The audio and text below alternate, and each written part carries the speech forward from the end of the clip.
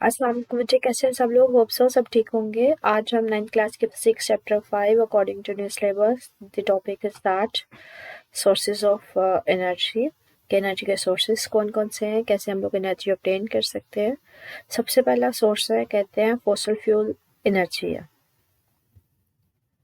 कहते हैं fossil fuels होते क्या हैं। कहते हैं फॉसिल फ्यूल एनर्जी जो होती है ना, वो बेसिकली हमारे पास कहाँ से आ रही होती है। जब आप तेल को, नेचुरल गैस को या कोयले को बर्न करवा रहे होते हैं, उनसे जो एनर्जी ऑब्टेन हो रही होती है ना, उसको बोलते हैं फॉसिल फ्यूल एनर्जी।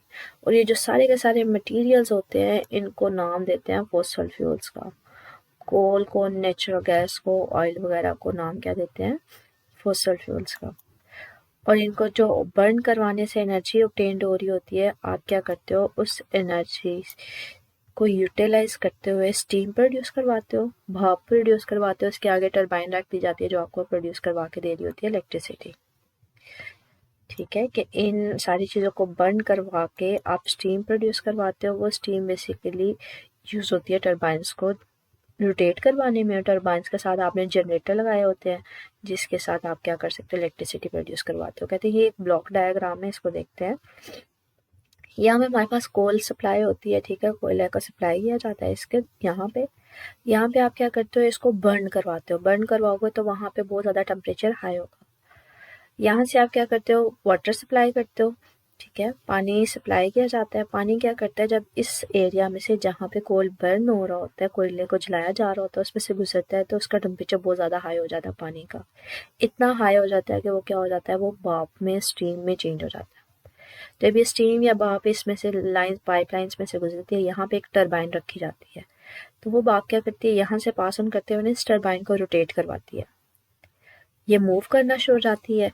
इसको अटैच किया जाता है जनरेटर से। जनरेटर क्या करता है, इसकी मैकेनिकल एनर्जी या इसके मूवमेंट को कन्वर्ट करवाता है इलेक्ट्रिकल एनर्जी में। तो आप यहाँ से इलेक्ट्रिसिटी ऑब्टेन करके आगे घरों में सप्लाई कर देते हो। तो ये जो भाप है, इसको दोबारा से कन्वर्ट करवाया जाता है कंडेंसर के थ्रू, ठंडा पानी कर दिया जाता है, ठंडे पानी में कन्वर्ट करवा दिया जाता है। दोबारा से वो इस प्रोसेस में से पास ऑन करता है। यहाँ पे आपके पास भाप में कन्वर्ट होता है, टरबाइन को रन करवाता है। टरबाइन जनरेटर के थ्रू जो है वो मैकेनिकल एनर्जी को इलेक्ट्रिकल एनर्जी में, और बार बार पानी को ठंडा करके इस प्रोसेस से बार बार रिपीटेडली उसको पास करवाया जाता है। तो आप अपनी रिक्वायर्ड जो इलेक्ट्रिसिटी वो प्रोड्यूस करवा लेते हो। ठीक है, नेक्स्ट हमारे पास होता है, वो कहते हैं हाइड्रो इलेक्ट्रिक जनरेशन। क्या, हाइड्रो का मतलब होता है पानी से इलेक्ट्रिसिटी जनरेट करवानी है। हाइड्रो मीन पानी। तो वो यहाँ पे ये कह रहे हैं हाइड्रो जनरेशन क्या, इलेक्ट्रिसिटी जनरेट करवा रहे होते हो कैसे, from the power of falling water, के एक हाइट पे पानी को रखा जाता है, जो वो हाइट से फॉल करते हैं ना, तो उससे आप इलेक्ट्रिसिटी प्रोड्यूस करवा लेते हो। कहते हैं क्या करें, आपके पास जो पानी है ना, उसको हाई लेक्स में, हाई या फिर रेजरवायर में ना स्टोर किया जाता है। तो उसके हम कहते हैं हाइट की वजह से उसके ऊपर कौन सी एनर्जी होती है, ग्रेविटेशनल पोटेंशियल है। ठीक है, मतलब एक हाइट के ऊपर जो पानी है उसको स्टोर कर लिया जाता है, और इसके ऊपर, हाइट के ऊपर पानी होगा तो उसके पास कौन सी होगी, ग्रेविटेशनल पोटेंशियल एनर्जी। और जब किसी हाइट से पानी गिरता है तो वो पोटेंशियल एनर्जी किस में कन्वर्ट हो जाती है, काइनेटिक एनर्जी में। कि यहाँ पे ना ये टनल्स बनाई जाती हैं। ठीक है, टनल्स क्या होते हैं, ज़ेरे ज़मीन रास्ते होते हैं। इन टनल्स में से जब इस हाइट से पानी नीचे गिरता है ना, तो ये किस में कन्वर्ट हो रहा है, काइनेटिक एनर्जी में। जैसे ही वो नीचे आके गिरता है, यहाँ पे इन्होंने आके टरबाइन लगाई होती है। जब किसी हाइट से पानी गिरता है तो वो इस टरबाइन को रोटेट करवा देता है। टरबाइन घूमती है तो जनरेटर लगाया जाता है। जनरेटर क्या करता है, उसकी मैकेनिकल एनर्जी को टरबाइन की इलेक्ट्रिकल एनर्जी में कन्वर्ट करवा देता है। और ये इससे हमारे पास क्या होता है, आप इलेक्ट्रिसिटी प्रोवाइड कर देते हो घरों वगैरह में। ठीक है, टनल्स वही होते हैं कि ज़ेरे ज़मीन रास्ते होते हैं। जब वहाँ से पानी फ्लो करता है, उनके आगे रास्ते में क्या रखा जाता है, टरबाइन रखी जाती है और रोटेट करती है, तो आप इलेक्ट्रिकल एनर्जी ले लेते हो। कहते हैं बेसिकली जो डैम्स होते हैं ना, वो इसी कंस्ट्रक्शन पे काम कर रहे होते हैं। डैम्स क्या होते हैं, हाइट पे बनाए जाते हैं, पानी उसमें स्टोर किया जाता है। तो जब पर्टिकुलर हाइट से पानी गिरता है तो नीचे टरबाइन रख के उसको रन करवा के आप इलेक्ट्रिसिटी ऑब्टेन कर लेते हैं। आगे कहते हैं सोलर एनर्जी हमारे पास क्या होती है। सोलर मीन होता है जो सन से एनर्जी ली जाती है। तो वो यहाँ पे ही बात करें कि जो सन होते हैं वो बिगेस्ट सोर्स होता है एनर्जी का। कहते हैं जो सन से रेडिएशन से या सनलाइट से एनर्जी आप ऑब्टेन करते हो उसको सोलर एनर्जी बोलते हैं। कहते हैं सोलर एनर्जी जो है ना दो तरीकों से हासिल की जा सकती है। दो तरीके कौन कौन से हैं उनको देखते हैं कि जो सनलाइट है वो दो वे से हासिल की जाती है।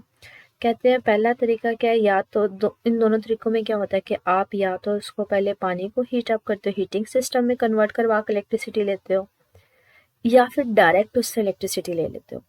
अब किस तरह से, कहते हैं एक वे में क्या होता है, सोलर पैनल्स होते हैं ना वो क्या कर रहे होते हैं, सन से हीट एनर्जी अब्सॉर्ब कर रहे होते हैं। हमें पता है जब सन सूरज निकलता है तो बहुत ज़्यादा गर्मी हो जाती है, तो वो क्या करते हैं, सोलर पैनल्स होते हैं वो क्या कर रहे होते हैं, सन से हीट को अब्सॉर्ब कर रहे होते हैं।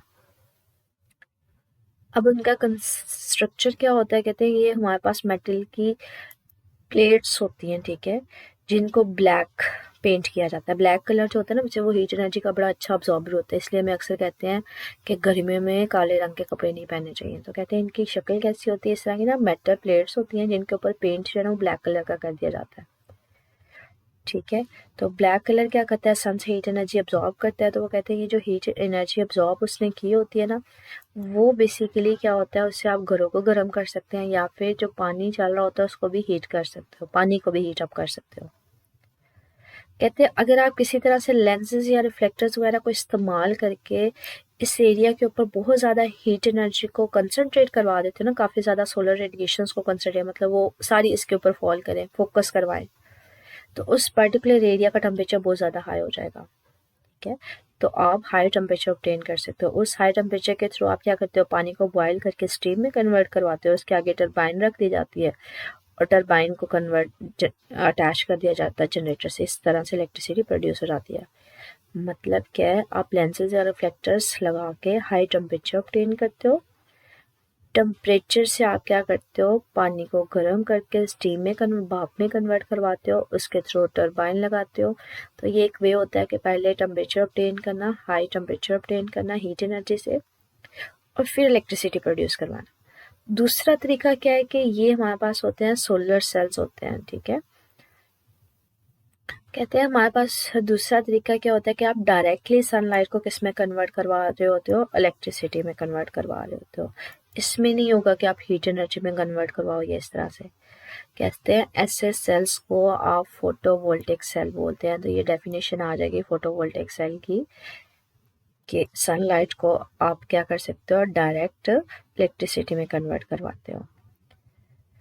कहते हैं जो हमारे पास वोल्टेज प्रोड्यूस हो रहा होता है ना सिंगल वोल्टेज सेल से, वो बहुत कम होता है, मतलब बहुत थोड़ी सी इलेक्ट्रिसिटी होती है। तो आप क्या करते हो, इस चीज़ को ओवरकम करने के लिए आप इस तरह की ना नंबर ऑफ प्लेट्स लगा देते हो, ठीक है।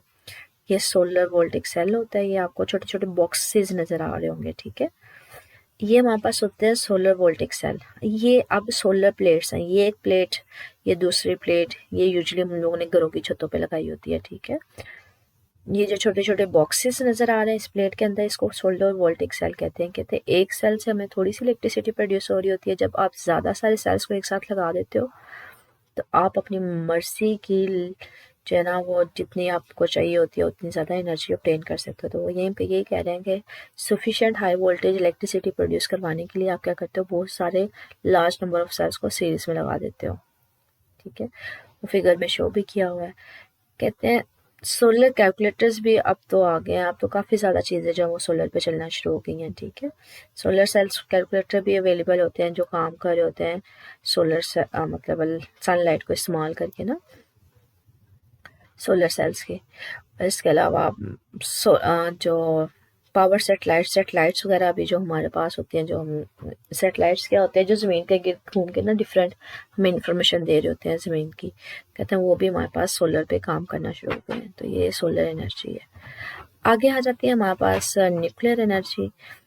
कहते हैं न्यूक्लियर एनर्जी जो होती है ना, हमें पता है वो रिलीज होती है किस फॉर्म में, हीट एनर्जी के फॉर्म में, जब भी कोई एटम का न्यूक्लियस ब्रेक होता है, ठीक है। एटम का न्यूक्लियस ब्रेक होगा तो वहां से एनर्जी रिलीज होती है हीट एनर्जी के फॉर्म में। तो वो जो एनर्जी रिलीज नाम देते हो न्यूक्लियर एनर्जी, ठीक है। कहते हैं जो न्यूक्लियर पावर स्टेशन होते हैं ना वो बेसिकली दो मटेरियल्स यूज कर रहे होते हैं, यूरेनियम और प्लूटोनियम, सॉरी, यूरेनियम और प्लूटोनियम के न्यूक्लियाई जब ब्रेक होते हैं तो उनसे हीट एनर्जी वो ऑब्टेन कर रहे होते हैं। जो न्यूक्लियर पावर स्टेशन होते हैं ना, वो इन दो एलिमेंट्स की न्यूक्लियर एनर्जी को यूटिलाइज करते हैं। क्यों? क्योंकि ये जो मटेरियल्स होते हैं ना, वेरी हाई एनर्जी रिलीज करते हैं जब इनके न्यूक्लियस ब्रेक होते हैं, ठीक है। और ये सारा काम किस में हो रहा होता है? न्यूक्लियर रिएक्टर्स में। बच्चे ये हमारे पास ना न्यूक्लियर रिएक्टर्स होते हैं जिनमें ये काम करते हैं, क्योंकि अगर वैसे ही ये काम मतलब ब्रेक करवाएंगे तो इतनी ज़्यादा ह्यूज एनर्जी जो है अगर वो लॉस हो जाती है तो वो उन पास कंट्रोल नहीं हो सकती, ठीक है। तो ये स्पेसिफिक हमारे पास न्यूक्लियर रिएक्टर्स होते हैं, उनके थ्रू जो है ये न्यूक्लियर फिशन का, ये जो न्यूक्लियस ब्रेक हो रहा होता है ना दूसरे न्यूक्लियर छोटे छोटे में, एक बड़ा न्यूक्लियर छोटे न्यूक्लियर में ब्रेक होता है, तो उसको हम लोग न्यूक्लियर फिशन भी बोलते हैं, ठीक है। ये लिखा भी हुआ है, न्यूक्लियर फिशन में जो एनर्जी रिलीज हो रही होती है वो हीट एनर्जी जो है वो क्या कर रहे होते हैं, उसके थ्रू आप स्टीम प्रोड्यूस करवाते हैं जो टरबाइंस को रन करती है, और टरबाइंस के साथ आपने जनरेटर वगैरह लगा के उसको कन्वर्ट करवा देते हो इलेक्ट्रिकल एनर्जी में, ठीक है। कहते हैं पाकिस्तान में अभी जो है न्यूक्लियर पावर स्टेशन वो 2 जगह पे है, एक कराची में और एक चश्मा पे है। मतलब न्यूक्लियर पावर स्टेशन इनमें क्या किया जाता है, इन दो एलिमेंट्स के न्यूक्लियाई को ब्रेक करवा के हीट एनर्जी ली जाती है। उस हीट एनर्जी से आप स्टीम प्रोड्यूस करवा के टरबाइंस वगैरह को रन करवाते हो और रोटेट करवाते हो, जिसके थ्रू आप जनरेटर आपने साथ अटैच किया होता है, ठीक है। आज के लिए इतने सोर्सेज आई थिंक सो काफ़ी है। नेक्स्ट हम जो फर्दर सोर्सेज ऑफ एनर्जी है वो नेक्स्ट टॉपिक में देख लेंगे। इन टॉपिक से रिलेटेड, इन सोर्सेज से रिलेटेड स्टिल कुछ पूछना हो तो कमेंट सेक्शन में पूछ लीजिएगा। ओके, अल्लाह हाफिज़।